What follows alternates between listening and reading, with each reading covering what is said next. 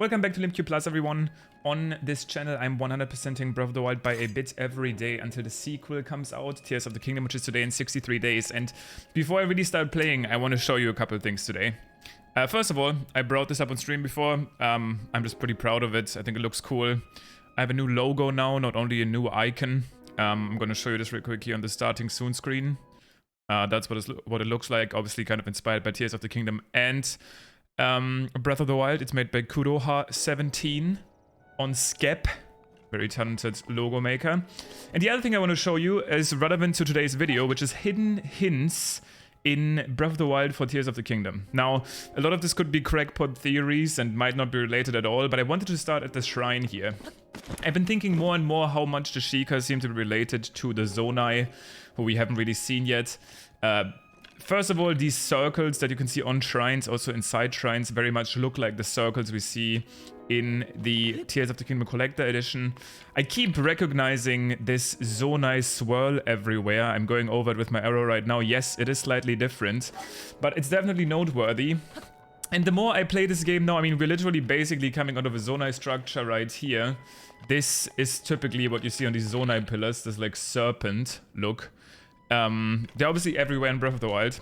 And the more I play this game, the more I keep seeing things that could potentially hint towards Tears of the Kingdom being planned for much longer than we think. Which makes sense, because obviously it all started as a DLC idea for this game and basically got more serious when they decided to make a full game out of it. One thing that you can see here right now, Daruk's protection, emitting this green energy, is something I'm still a little bit curious about. This sort of energy is usually referred to as like spirit energy. This is the sort of energy that you see in the Tears of the Kingdom Underground shot from the most recent trailer that you see when the King of Hyrule is appearing. There's this theory that this green energy is actually around in whatchamacallit, this green energy is actually in luminous stones. Like luminous stones kind of encase this green energy. And it looks like it's going to be returning in Tears of the Kingdom. If it's somewhat related to spirits, I think that would make sense. But it definitely appears obviously here with the champions. It's also worth to note that at Satori Mountain, where the Lord of the Mountain appears every once in a while, we can see this green light, kind of this huge beam of this green light that we don't really see anywhere else in the game. And that specific color seems to be pretty prevalent in Tears of the Kingdom. From the game's logo to, I specifically noticed that comparison. If you look at the Lord of the Mountain's light that's emitting from Satori Mountain when he is there, it looks pretty much exactly like the same color that this island in the very last shot of the most recent Tears of the Kingdom trailer. You see this island falling down, emitting kind of like a green light, green energy source. That's pretty much exactly what that Lord of the Mountain light looks like. So I am a little bit curious about it. And we'll see how much of a role that plays. Now, I did want to show you something that where I specifically think, wow, I wonder how far these ideas go back. The assignment for today is going to be for you to tell me if maybe you have found anything like that already. I will show you exactly what I mean in a little bit. It's going to be about the Keys Eye item description in this game. I wouldn't go as far as to say where maybe item descriptions have the same impact than like From Software games, but it is something that really caught my attention.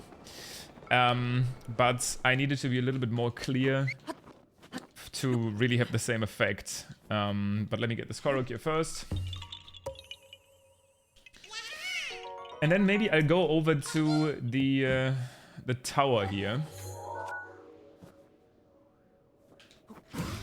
Because having an even ground would probably help me quite a bit.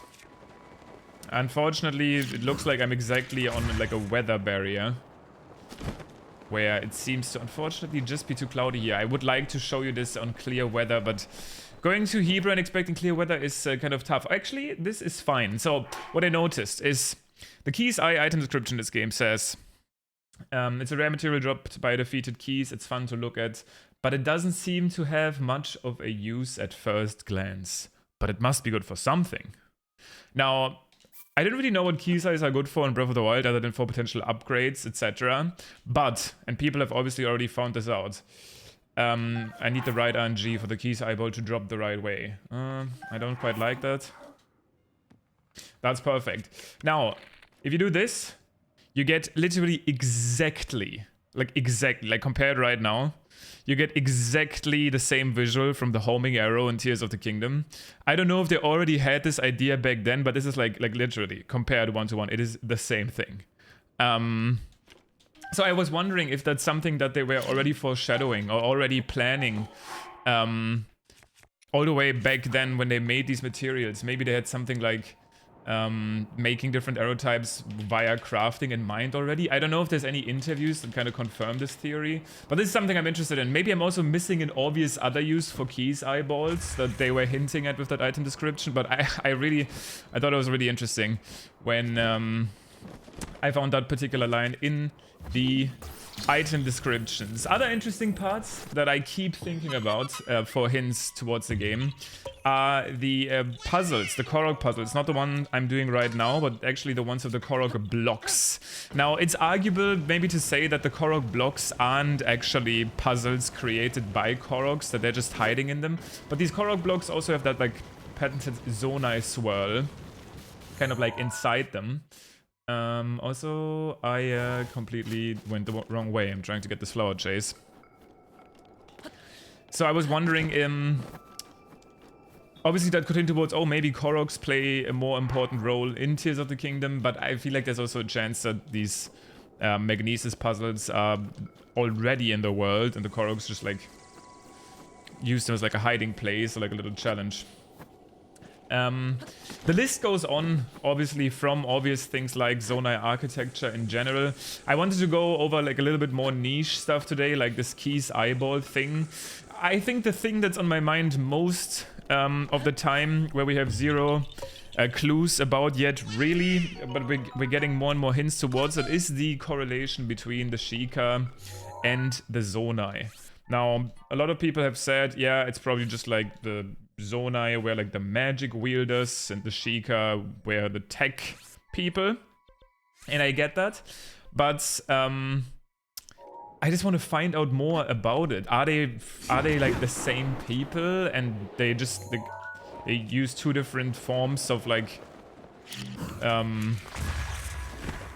I mean, I guess you could almost consider the Sheikah tech magic. Like one uses tech, one uses magic. They seem to be so much more related, and this is going to be the last thing that I feel like I'm looking at differently every single time now. And to the lore experts, maybe it was already said why this is the case. But obviously, if you look at the Sheikah slate and the Sheikah icon in general, let me see if there's a better shot of it. I guess here on Link's hip. Well, he is holding the bow in front of it. Now he's holding the shield in front of it. Thank you, Link, for nothing. The Sheikah icon itself is... And I don't know why I didn't think about this at first when the name was revealed for Tears of the Kingdom. Is a crying eye. The Sheikah eye, in fact, is an eye with a teardrop. Tears of the Kingdom. Hinting towards potentially more correlation there. And maybe this was something we were supposed to... react to like more strongly. Again, I've recently been educated that apparently that interview that Nintendo had where Bill Trinen said that the reason Tears of the Kingdom can't reveal its title yet is because it's like too important, and people since said, you know what, Bill Trinen is just like a Nintendo affiliate. He doesn't necessarily, he might not even know the title. That might have just been, what just happened? That was a really strange way of hanging to the tree. He might not really know the decision for them holding back the name, but I wonder if it maybe really is that. I mean, it might not be, but maybe they were like, oh, Tears of the Kingdom, the Sheikah is crying. Like maybe the Sheikah much more related to... Probably not. I'm just going off on a tangent here, but yeah, I feel like it's not discussed enough how much Sheikah and Zonai seem to be related. And, well, we'll definitely find out in the sequel soon, in 63 days. Now, I'm gonna get one more Korok seed from here. I realized that I have a lot of random Korok seeds in the overworld here that I didn't get in my first kind of like movement through this area, so I'm kind of cleaning up a little bit. But we are getting close to 85%, which is a big step. And what I'm looking forward the most to is the fact that there's only one more branch of Hebra. We kind of gotta make our way down here and get the Korok seeds in this area, which are the worst ones. So there's a little bit of annoyance there, but yeah.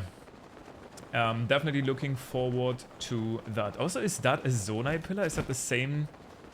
No. Unless...